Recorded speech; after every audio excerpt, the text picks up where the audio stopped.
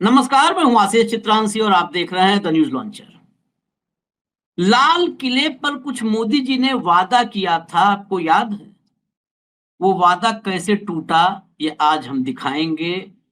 और दिखाएंगे hot topic में। कार्यक्रम है हॉट टॉपिक विद हेमंत अत्री। तो सबसे पहले हेमंत भाई को जोड़ लीजिए। स्वागत है हेमंत भाई आपका।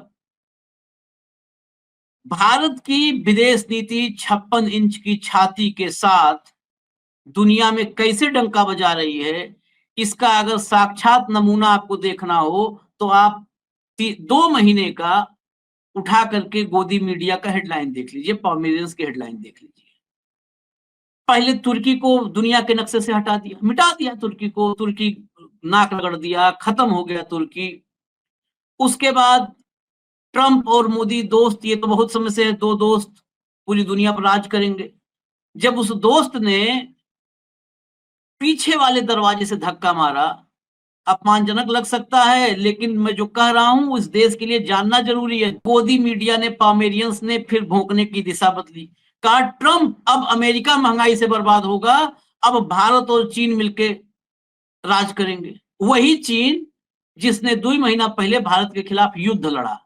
ये मैं नहीं कह रहा हूं, हमारे देश के डिप्टी आर्मी चीफ ने कहा था कि पाकिस्तान फेस था, युद्ध चीन लड़ रहा था। आज रेड कारपेट बिछा हुआ है चीन के लिए। साहब, ये ऐसी विदेश नीति आपने धरती पे नहीं देखी होगी। और जब से मानव जाति का जन्म हुआ तब से आपसी किसी भी राज्य का, समुदाय का संबंध जो है डेवलप हुआ होगा, ऐसा नहीं होगा। ऐसा कतई हिचकोले खाने वाला नहीं होगा।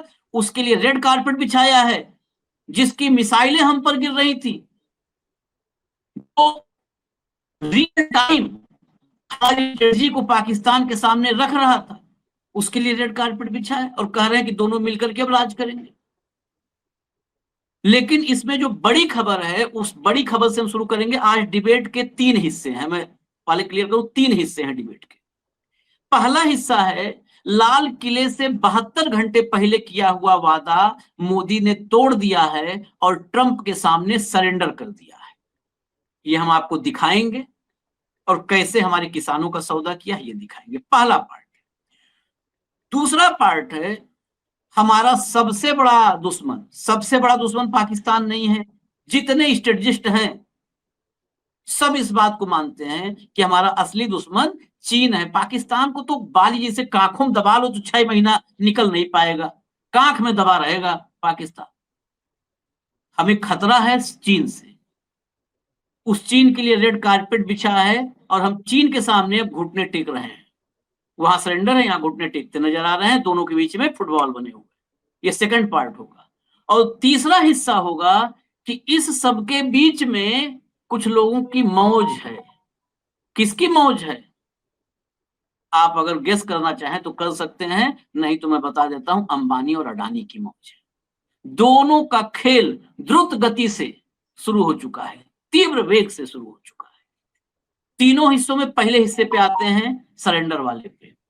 आपको मैं एक खबर दिखाता हूं, फिर सवाल जवाब। खबर लाइए, पहले सबसे पहले न्यूज लाइए। ये न्यूज देखिए, government scraps duty on cotton import till September 30 एमिड US tariff pressure. ये खबर जो है, इसको हिंदी में ऐसे समझ लीजिए कि कॉटन इंपोर्ट पर जो ड्यूटी थी, उस ड्यूटी को खत्म मान लीजिए, हो गया। और मैं इस न्यूज पे भी भरोसा नहीं करता हूं। हम तो भरोसा करते हैं सरकारी दस्तावेजों पर। तो दिखा दीजिए सरकारी दस्तावेज। बहुत सारे लोग कहेंगे अच्छा न्यूज एडिट करवाए, एआई से है। आजकल तो बहुत सारी दिक्कत है ना एआई से। ये देखिए, मिनिस्ट्री ऑफ फिनांस, नीचे लिखा है कॉटन, इधर देखिए डिस्क्रिप्शन ऑफ गुड्स कॉटन, और इसमें आपको पूरी डिटेल दी हुई है। ये डिटेल जो है बहुत छोटा छोटा है लिखा हुआ, लेकिन पूरी डिटेल अभी आपको हेमंत भाई बता देंगे। हाँ, ये देखिए आई गया, पूरी हेमंत भाई बता देंगे अभी। आप हटा दीजिए इसको, इसका ब्यौरा पूरा हेमंत जी से लेंगे। ये कॉटन पर ड्यूटी स्क्रैप करने का कनेक्शन क्या है लाल किले से, बस उतना बता दूं। लाल किले से क्या कहा था? किसानों से, मछुआरों से और पशुपालकों से, इनके हितों से कोई समझौता नहीं होगा। मोदी दीवार जैसे खड़ा हो जाएगा। 15 अगस्त से 2-3 बारिश हुई, दीवार ढह गई। बारिश में 2-3 बारिश नहीं झेल पाई है दीवार। समझ लीजिए इस दीवार के भरोसे रहेंगे तो देश ढह जाएगा। ये कैसे हुआ है भाई हेमंत भाई? किसानों के साथ कितना बड़ा एक खेल हुआ है। और कॉटन के इंपोर्ट ड्यूटी को स्क्रैप करने का मतलब भारत में, महाराष्ट्र में तो मुझे लगता है कि आज ये खबर गई नहीं होगी अभी। नहीं, महाराष्ट्र में तो सर पे हाथ रख के बैठ जाए किसान बेचारे, वैसे ही सबसे ज्यादा अपनी जान देते हैं महाराष्ट्र के किसान। क्या गति होगी इस देश में? आशीष भाई नमस्कार, आपको सारे दर्शक साथियों को भी। देखिए, ये वायदा केवल लाल किले की प्राचीर पे 15 अगस्त को सुबह किया था कि मछुआरों के साथ और किसानों के साथ किस तरीके का वो नहीं होने दिया जाएगा। और उससे चंद दिन पहले अगर आपको ध्यान होगा तो एक चुनावी एक कार्यक्रम में ये कहा था कि मुझे पता है मुझे इसकी भारी व्यक्तिगत कीमत चुकानी पड़ेगी। प्रधानमंत्री जी कह रहे थे व्यक्तिगत कीमत चुकानी पड़ेगी। इसके मूल में आ जाते हैं बहुत ब्रीफ में। केंद्र सरकार ने 15 अगस्त को प्रधानमंत्री ने लाल किले पे कहा था, 18 अगस्त का आपने नोटिफिकेशन दिखाया। ये क्या कह रहा है? केंद्र सरकार ने कच्चे कपास के आयात पर सीमा शुल्क और कृषि अवसंरचना एवं विकास उपकर, एआईडीसी बोलते हैं इसको, को पूरी तरह से माफ करने की घोषणा की। ये कल की नोटिफिकेशन पूरी तरीके से माफ। ये 11% होता है, 11%। यह छूट आज से प्रभावी भी हो गई है और 30 सितंबर 2025 तक वैध रहेगी। ठीक, ये है इस खबर का मूल में। अभी अगर इसको आप अगर 2 लाइन में इसको एनालाइज करें तो सिंपल सी बात यह है कि आपने दिखावा क्या किया लाल किले की प्राचीर पर खड़े होकर, कि किसानों के साथ खड़े होने का दिखावा। उसके बावजूद अमेरिका से जो आता है अपने कपास, आपको पता है उस पर कितनी भारी सब्सिडी मिलती है किसानों को, वहां की बहुत ज्यादा सब्सिडी मिलती है। उस पर सब्सिडी वाले कपास पर आयात शुल्क हटा लेने से पता चलता है कि भारत के किसान मोदी जी की कथित वायदे से संतुष्ट तो रह सकते हैं, लेकिन इस बात को नजरअंदाज नहीं कर सकते कि मोदी दबाव में कैसे झुके। ये केवल एक शुरुआत है, अगर इसको आप 2 लाइन में समअप करना चाहें तो। और इसके मूल में चलिए अब क्या है। ट्रंप जैसे अनाड़ी आदमी को इस तरीके से जैसे आप हैंडल कर रहे हैं वैसे हैंडल नहीं किया जाता है। वो आदमी आपके ऊपर 50% टैरिफ लगा चुका है, 25% प्लस 25%। उसका आशीष भाई जो सबसे भारी नुकसान होगा वो भारत को टेक्सटाइल के अंदर होगा, क्योंकि टेक्सटाइल में हमारे जॉब लॉसेस बहुत ज्यादा हो जाएंगे। हम क्योंकि 50% टैरिफ का मतलब भारत के जितने भी टेक्सटाइल का प्रोडक्ट है, कपड़ों से लेकर के, गारमेंट से लेकर के, कारपेट से लेकर, पर्दों से लेकर, हर चीज इतनी कॉस्ट बढ़ जाएगी अमेरिका के अंदर कि वो कंपिटिटिव नहीं रहेंगे, प्राइस कंपिटिटिव नहीं रहेंगे। और कमाल देखिए आप, जैसे ही भारत सरकार ने यह फैसला किया, सबसे पहले इसका स्वागत पता है किसने किया? सोच के देखिएगा, CITI, confederation of Indian textile industries ने इसका स्वागत किया। स्वागत कर रहे हैं कि कॉटन से, क्यों? क्योंकि उनको तो धंधा करना है, उनको सस्ता कॉटन मिलेगा। और वो क्या कह रहे हैं कि इससे जो प्राइसेस हैं कॉटन के भारत के अंदर ज्यादा है, वो अंतरराष्ट्रीय प्राइसेस के बराबर आ जाएंगे। तुम्हारा तो धंधा चल जाएगा, गुजरात और महाराष्ट्र के किसान कहां जाएंगे? जो उत्पादक किसान है कपास के, वो कहां जाएंगे? उनको तो अमेरिका के मुकाबले में सब्सिडी मिलती ही नहीं, अगर अमेरिका की बात करो तो वो बेचारे कहां जाएंगे? तो आपने कहा कि सरेंडर, इसको आप थोड़ा सा दूसरे तरीके से देखिए। जो मोदी जी का जो खेल है पूरे का पूरा, कभी चीन की तरफ हो जाते हैं, कभी रूस की तरफ हो जाते हैं, कभी उधर हो जाते हैं। इसके बीच का खेल देखना पड़ेगा आपको। और खेल सिंपल है।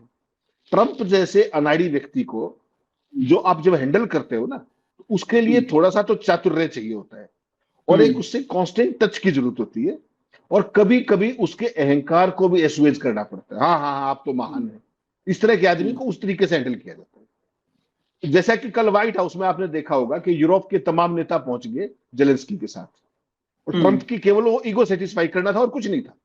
उनको ये पता था कि पिछली बार जेलेंस्की के साथ बदतमीजी की गई थी, तो पूरे यूरोप की टॉप लीडरशिप वहां पर चली गई, ताकि ट्रंप के अहंकार को एड्रेस करते हुए ऐसा काम ना हो जाए कि कहीं जो जेलेंस्की का नुकसान हो जाए, यूक्रेन का नुकसान हो जाए। इसलिए वो सारे मिलकर चले गए, और आपने देखा कि जल्दबाजी में कुछ नहीं हो पाया। जैसा जेलेंस्की यूरोपियन यूनियन चाह रहे थे वैसा हो गया। इसके विपरीत आप भारत को देखिए। मोदी ट्रंप से संपर्क करने की बजाय जैसे ही उसने भारत के खिलाफ दंडात्मक कार्रवाई करने की वो की, तो उससे नाराजगी दिखाने लगे एक खास अंदाज में। नाम लेने की तो हिम्मत है नहीं, तो डॉगी मीडिया के थ्रू नाराजगी थी। वो तो हर चीज को ऑब्जर्व करते हैं, पता है ना आपको।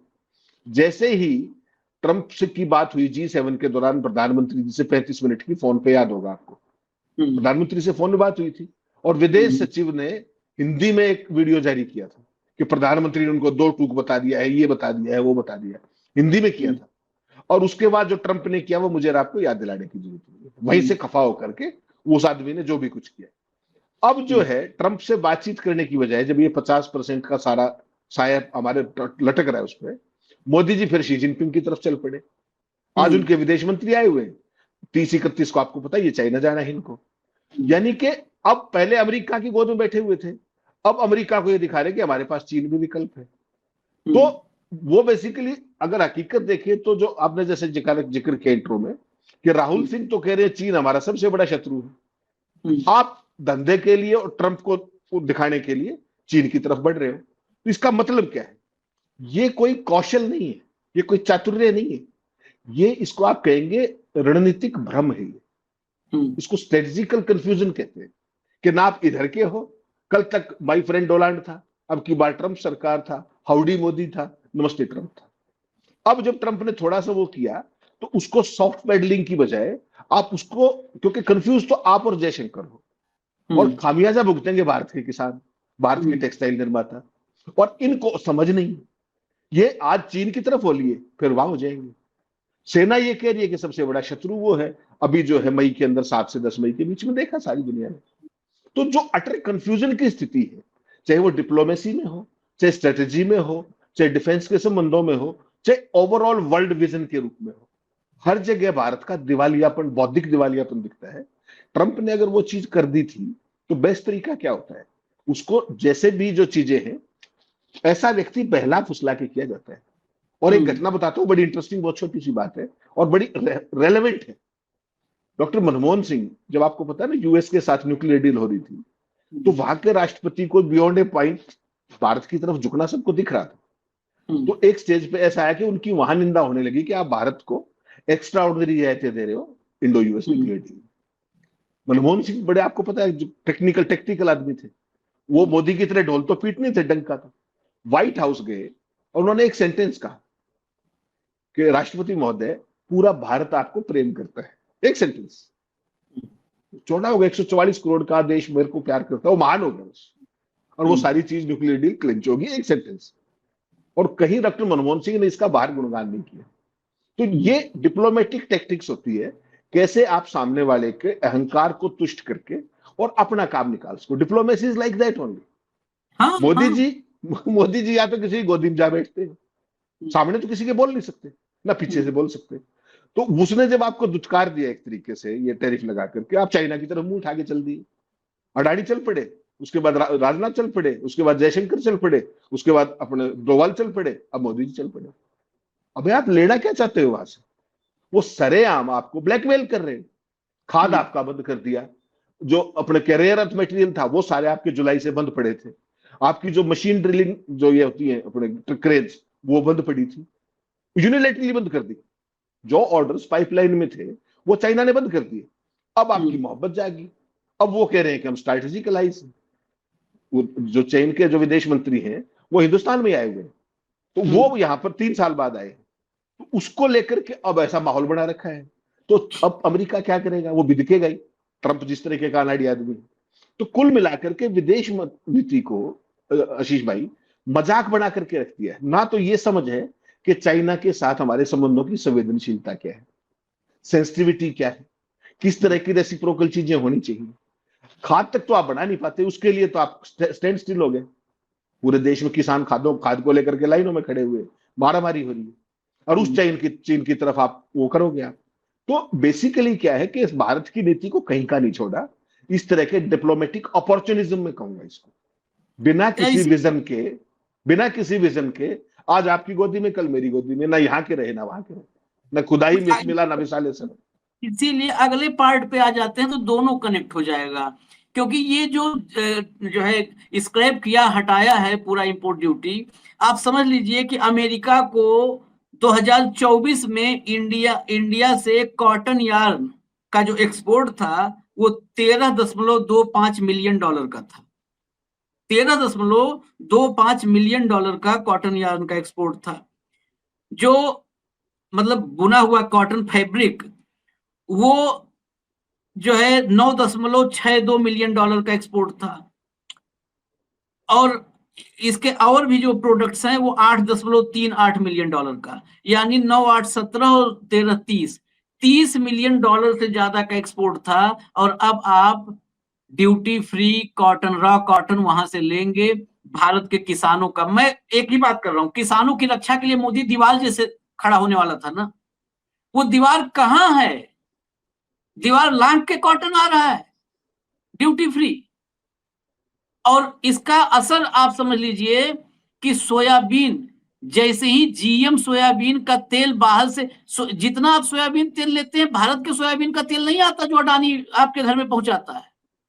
ये सारा जीएम का है, विदेशी जो है इंपोर्ट है सब।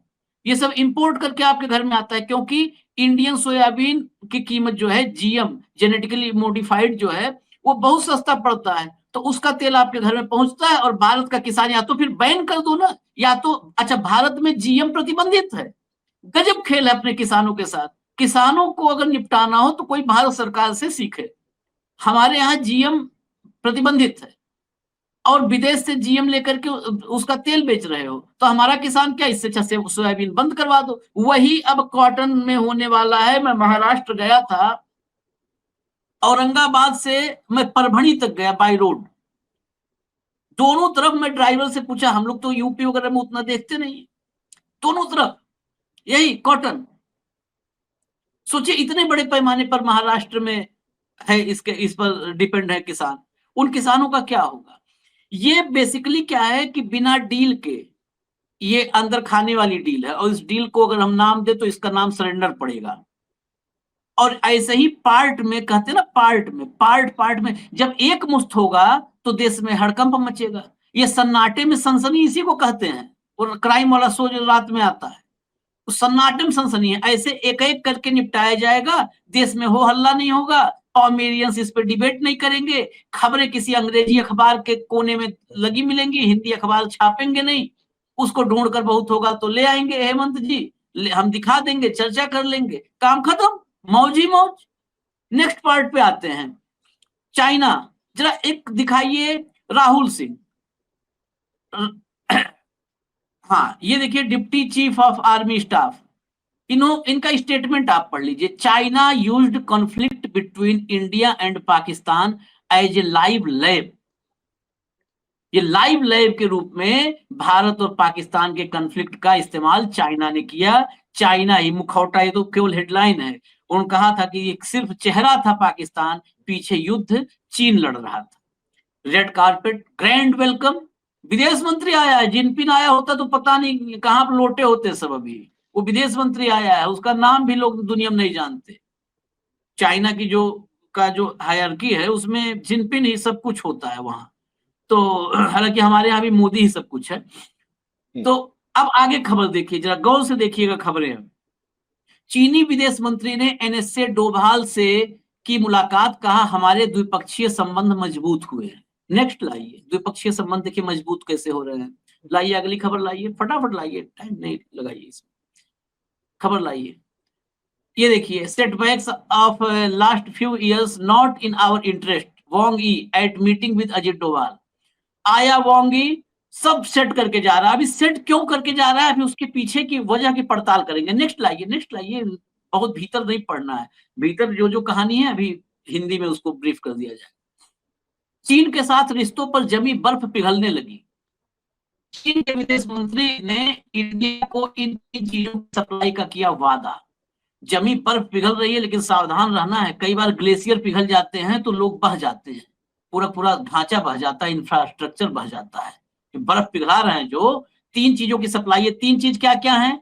खाद है, रेयर अर्थ एलिमेंट्स हैं, रेयर अर्थ एलिमेंट जो है वो है। ये रोक के रखा था, सब आता था। अभी हमारे पास 2 महीने पहले तक, 3 महीने पहले तक सब आता था। जैसे ही ये टैरिफ वाला खेल शुरू हुआ, उसके पास वो ब्लैकमेलिंग पावर है, उसने रोक लिया।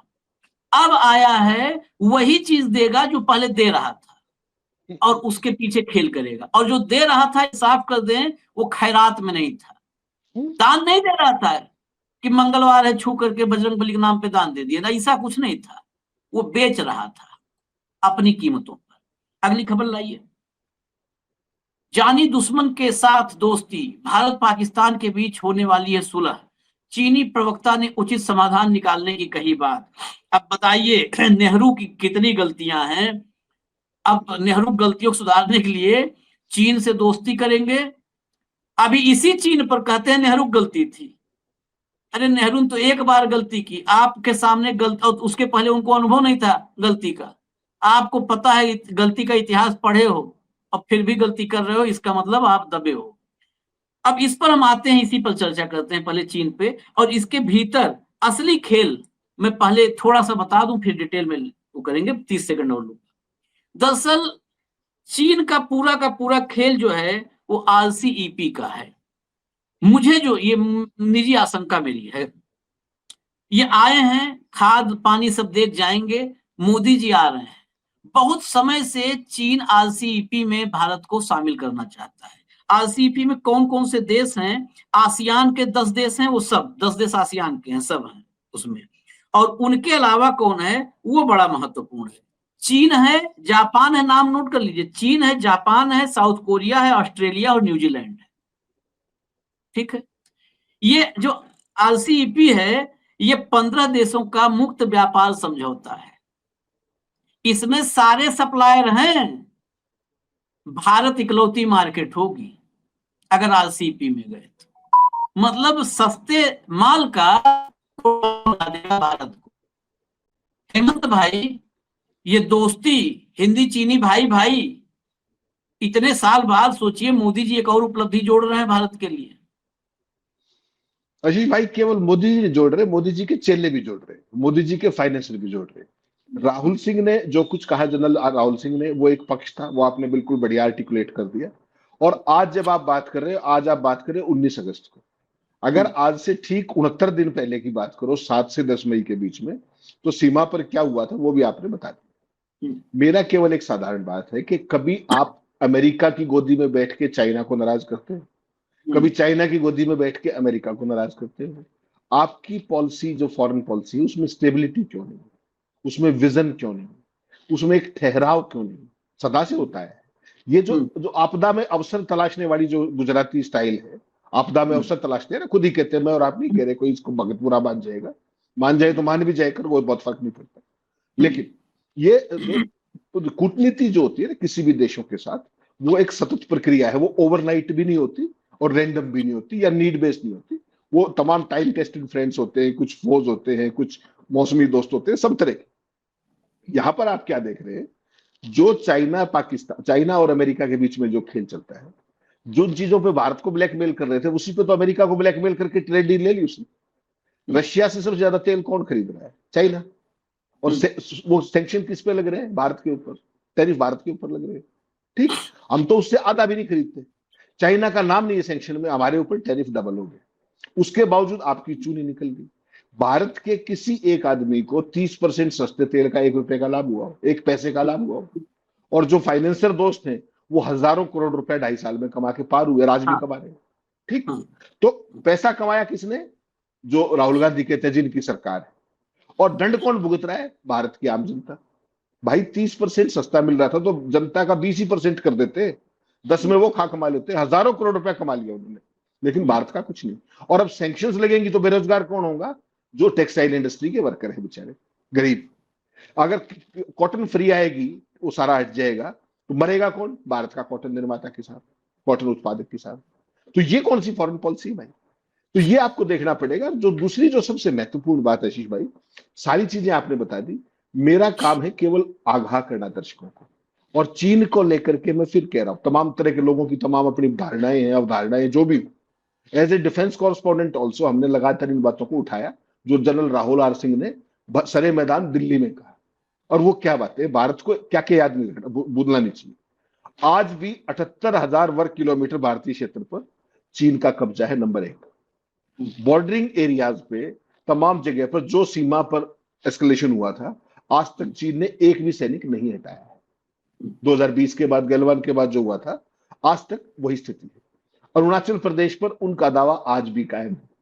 बॉर्डर पर तमाम काउंटीज बसा रहे हैं, फ्रिक्शन पॉइंट सारे के सारे वही के वही। आप तो स्टेटस को एंटे कहते थे जून से पहले का, 2020 का, हो गया क्या वो? और नहीं हुआ तो फिर ये सब क्या है? रेड कारपेट और पता नहीं कौन कौन से कारपेट। छोड़ दीजिए इसको। पाकिस्तान को पनडुब्बी और स्टेल्थ लड़ाकू विमानों से कौन लेस कर रहा है? चाइना। मत भूलिए। लाइव थिएटर किसने बनाया? चाइना ने। उसके बाद चलिए, भारत को लगातार जब मर्जी आता है दुर्लभ धातुएं दे देता है, जब मर्जी आता है बंद कर देता है। यही अमेरिका के साथ किया। उसके आर्म ट्विस्टिंग की ट्रंप की 2 मिनट में पूछ दी होगी, और ये भी नहीं बताया कि क्या ट्रेड डील होगी, बस घोषणा कर दी यूनिलैटरली कि होगी, और उसके बाद चाइना का नाम नहीं लिया आज तक। क्यों? क्योंकि चाइना के पास वो कैपेसिटी है, भारत के पास नहीं है। भारत के पास तो किसी भी चीज की, भारत किसी को किस बात पे वो रोकेगा? आर्म ट्विस्टिंग कर ही नहीं सकता। कोई भी ऐसी यूनिक एक्सक्लूसिव चीज आप बढ़ाते ही नहीं। मेक इन इंडिया का ड्रामा करते हो, सारा असेंबल इन इंडिया है। चाइना से कच्चा माल, ये एप्पल का जितना भी जो देखते हो आप, एप्पल के फोन और इतना निर्यात हो गया, ये सारा बाहर से कंपोनेंट आता है, आप तो केवल असेंबल कर रहे हो उसको। इंडिया में क्या है? उसके बाद जो चाइना जो है एलएसी तक जो लाइन ऑफ एक्चुअल कंट्रोल है, वहां तक लगातार रेलवे लाइनें बना रहा है, इंफ्रास्ट्रक्चर किस तरीके से डेवलप कर रहा है। और खुलेआम ये कहता है कि चाइना कहता है कि पाकिस्तान हमारा all time weather tested friend है, किसी भी संघर्ष में हम उनका खुलकर साथ लगाएंगे। आयरन तो ब्रदर, आयरन ब्रदर। तो जब उन्हीं के दोस्त हैं वो, तो फिर आप किस लिए जा रहे हो? पर ये सारी 6 के 6 पॉइंट्स मैंने आपको बताए। अब इससे भी अगली खतरनाक बात आपको बता दूं, जो ये सारे कर रहे हैं मोदी एंड कंपनी, वो तो ठीक कर रहे हैं जो कुछ भी। आपदा में अवसर कहीं के नहीं रहेंगे। खुदा ना खुदा ही मिला ना विसाले सनम, ना यहाँ के रहे ना वहां के। अब ये हालत होगी। अब लेटेस्ट खबर सुन लीजिए क्या है, इससे भी खतरनाक। वो ये है कि मोदी जी के 3 सबसे प्रिय उद्योगपति अडानी, अंबानी और सज्जन जिंदल चुपके से चाइना की कंपनियों से लगातार, कुछ चुपके से और कुछ खुले में, उनके साथ टाई अप्स कर रहे हैं। और टाई अप्स किस में कर रहे हैं? ईवी के क्षेत्र में, बैटरी मैन्युफैक्चरिंग के क्षेत्र में, और तमाम ऐसी टेक्नोलॉजीज के उसमें जहां पर टेक्नोलॉजी में ट्रांसफर तो चाइना करता नहीं, आपको पता, टेक्नोलॉजी ट्रांसफर वो करते ही नहीं कभी। तो वो तो आपके साथ जो, अच्छा इनको एक्सपीरियंस नहीं है उन चीजों का, तो अल्टीमेटली इनका टाई अप हो भी गया। जैसे अंबानी है, अंबानी वहां एक कंपनी में स्टेक लेना चाह रहे हैं, तो स्टेक ले भी लेंगे तो एक्सपर्टीज तो उनकी है ना, हमारी तो है नहीं। तो हमारी डिपेंडेंस कंप्लीटली उनके थ्रू रहेगी। अब चाइना नंबर 1 टेक्नोलॉजी ट्रांसफर नहीं करता, किसी को भी नहीं करता। नंबर 2, हमारे यहाँ चाइनीज की जो बड़ी कंपनी है टेक्नोलॉजी की, उनको एक सीमा से आगे इन्वेस्टमेंट का प्रतिबंध है, रेस्ट्रिक्शन है। तो तमाम तरह की वो चीजें हैं डिप्लोमेटिक। ऐसे में ये भाई लोग क्या कर रहे हैं, ये डायरेक्ट वहां करने की बजाय, आपको पता है हर एक कंपनी की सब्सिडरीज होती है, फॉरेन सब्सिडरीज। तो अगर चाइना में डायरेक्ट नहीं कर सकता, अच्छा सारे के सारे खेल ये लो प्रोफाइल है। आप कहोगे मैं कंपनियों के नाम भी बता दूंगा सारे। गौतम अडानी जो है वो कंटेम्परेरी एक्सप्रेस टेक्नो कंपनी है, CAIL, दुनिया की सबसे बड़ी बैटरी निर्माता कंपनी। और ईवी जो निर्माता कंपनी है BYD, उनसे बैटरी निर्माण को लेकर के अंदर खाने बातचीत कर रहे हैं। सीधा सीधा कंपनी का नाम ही बता दिया मैंने। इसी तरीके से सज्जन जिंदल की जो कंपनी है JSW, वो चेरी ऑटोमोबाइल्स के साथ नई ऊर्जा संचालित बैटरियों पे काम कर रही है। अंबानी की जो कंपनी है मुकेश की, वो चीनी बैटरी कंपनियों में हिस्सेदारी की फिराक में है, ताकि फ्यूल सेल्स और बैटरी बढ़ा सके। और अगर चाइना की डायरेक्ट कंपनियों के साथ ना हो पाए, तो वियतनाम, ताइवान और हांगकांग, जहां उनकी सब्सिडरीज हैं, उस दरवाजे से कर, यानी कि चाइना का नाम भी ना आए और काम भी हो जाए। तो एक तरफ सरकार आपदा में अवसर तलाश रही है, उस तरफ ये सारा, ये राष्ट्रवाद की आपकी असलियत है, जो मोदी और उनके मित्रों की सारे की सारी, ये बाकायदा पूरी डिटेल्स है। और अगर दर्शक चाहे तो वो दिखा भी सकते हैं, मैंने स्क्रीनशॉट भेजा है कि किस तरीके से ये सारे चाइना के साथ सौदा करने की तैयारी बैठे। जो अडानी वाला दिखा दीजिए, जरा अडानी वाला दिखा दीजिए। Adani Ambani hunt for Chinese tech as ties warm on US tariffs. अब भीतर इसका जो अगला है वो भी दिखा दीजिए, वो दर्शक अपना पॉज करके वहां देख भी सकते हैं। इसमें सारा ब्यौरा है। ये देखिए, on June 4, 2025, mister Gautam Adani, Asia's third wealthiest and a broad chiller user, visited Broad Town. In a surprise moment, Broad President Zhang Yu sketched his portrait in just 2 minutes. देखिए, ये सब पोर्ट्रेट बन रहा है, बेसिकली पोर्ट्रेट के पीछे कुछ और है। आप देखे होंगे फिल्मों में कई बार पोर्ट्रेट हटाओ तब निकलता है उसके पीछे की कहानी। कहीं इसको इसमें पूरा बहुत डिटेल है, ये डिटेल मतलब उसका सारांश बता दिया है हेमंत जी ने, डिटेल में जाने की जरूरत नहीं है, तो हटा दीजिए इसको। एक और स्क्रीनशॉट है, उसको दिखा करके हम खत्म करेंगे चर्चा को। सरेंडर हमने कहा तो बेवजह नहीं कहा है। ये देखिएगा जरा, चीन पर नहीं पड़ा ट्रंप की धमकी का असर, रूस से दोगुना किया तेल खरीदना, जबकि भारत ने कर दी कटौती। जब से ये टैरिफ वाला दबाव बढ़ा है, हटा दीजिए हेमंत भाई, चीन का जो इंपोर्ट था रसिया से, ऑयल इंपोर्ट, वो डबल हो गया, डबल। और अगस्त का डेटा ये मैंने दिखाया है, गोदियों में से ही है, लेकिन बीच बीच में अंदर एक आध स्टोरी मिल जाती है, वहीं से ढूंढ के लाना होता है हम लोगों को। इंडिया का जो अगस्त अगस्त का डेटा आया है, वो 1/3 रह गया है भारत का। भारत इस समय 4 लाख बैरल इंपोर्ट कर रहा है, जबकि पिछले महीने तक ये 12 लाख 11.8 लाख बैरल था, जो है मतलब 12 लाख बैरल, 12 लाख बैरल से 4 लाख बैरल, 1/3 हो गया। हम दनादन अभी 1/3 हुआ, हो सकता है 10-15 दिन बाद नई रिपोर्ट आवे कि बंद है, लेकिन 1/3 हो चुका है, 1/3। इतनी कटौती कर दिए, लेकिन ट्रंप के टैरिफ पर अभी कोई असर नहीं है। और साथ साथ साइमल्टेनियसली देखिएगा जरा चाइना की तरफ, चाइना के साथ ट्रेड वॉर में टैरिफ को लेकर के अभी कल की बात है, अमेरिका के विदेश मंत्रालय ने कहा कि हम चीन के साथ ऐसा नहीं कर सकते हैं, पूरी दुनिया के ऑयल मार्केट पर इसका असर पड़ जाएगा। इसका मतलब जिसको हम लोग कहते हैं डंका बज रहा है, कुछ नहीं है, ये केवल यहां पर आप लोगों को गुमराह किया जा रहा है, डंका डंका। अमेरिका का विदेश मंत्रालय कह रहा है भाई, कह रहा है कि चीन के साथ नहीं कर सकते, अब पूरे दुनिया का ऑयल मार्केट डिस्टर्ब हो जाएगा। भारत के साथ वही ऊंचे मंदिर का छोटा पुजारी क्या था, एक कोई फिल्म थी, वो कहता है जो आता है मार के चला जाता है, तो वो वाला हाल बना रखा है। मतलब भारत के लिए अमेरिका के लिए 144 करोड़ आदमियों का जो है, नागरिकों का भारत, प्रजा कह लीजिए जो भी कहिए, मतलब इतना बड़ा भारत, उसके लिए कोई वैल्यू नहीं है उसकी। घटा रहा है रसिया से इंपोर्ट, कोई मतलब नहीं है। इसके साथ एक खबर और बता दें आज की, बार बार ट्रंप डेडलाइन बढ़ाता है ना, ट्रंप ने नवंबर तक चीन के साथ जो उसका था, कोई ट्रेड डील अभी फाइनल नहीं हुई है, कोई वार्ता की भी चर्चा नहीं हो रही है, लेकिन जो धमकी थी कि हम सैंक्शंस लगाएंगे या टैरिफ चाइना पे लगाएंगे, उसको नवंबर तक पोस्टपोन कर दिया, नवंबर तक। चीन के साथ नवंबर तक पोस्ट, भारत के लिए कोई रियायत नहीं। अब आप सोच लीजिए कि डंका कैसे बज रहा है, डंका बज रहा है या लंका लग रही है, और हम लोग उस लंका लग रही का मतलब जान रहे हैं, तपिश होती है, हम लोग बढ़िया हाथ सेक रहे हैं, अपने ही देश के, अपने ही संप्रभुता को जो है खाक होते हुए देख रहे हैं, और उसकी तपिश पे हाथ सेक रहे हैं। तो सेकिए, हमें इजाजत दीजिए, हम फिर आएंगे। जो भी खबरें भीतर से निकलती हैं, हेमंत भाई भी लगे रहते हैं, तो हम लोग फिर आएंगे अगले कार्यक्रम में। इजाजत दीजिए, धन्यवाद हेमंत भाई, धन्यवाद, बहुत बहुत धन्यवाद, नमस्कार।